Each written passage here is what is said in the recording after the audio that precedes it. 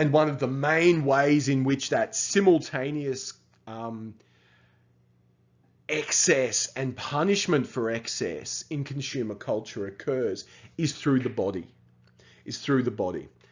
And I want to turn now to think about the role of the body in consumer culture in a bit more detail.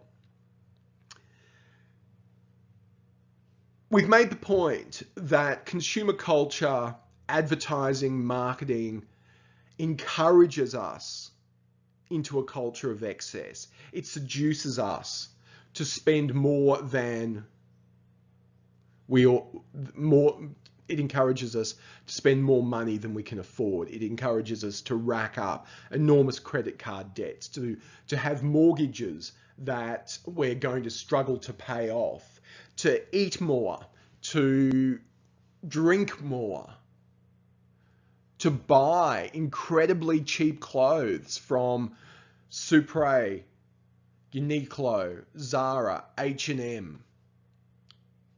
However, despite that seduction, consumer culture also punishes us. Those people who are unable to show the appropriate amount of restraint are considered to be problems. So we're expected, despite being seduced constantly by consumer culture, we're expected to demonstrate the appropriate amount of restraint in the face of that seduction. And if we can't, we're seen as weak or failing in some way. And the body is a key site in that contradiction. So the body becomes a site of improvement as well as punishment. Punishment, self-improvement, and celebration in consumer culture all sort of mix together around our body as a site of both pleasure and discipline.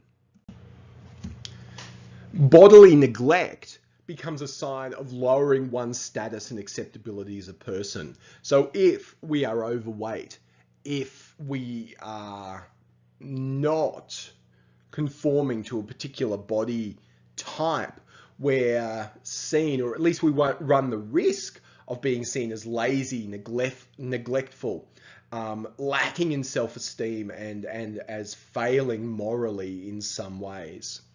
But that's all right.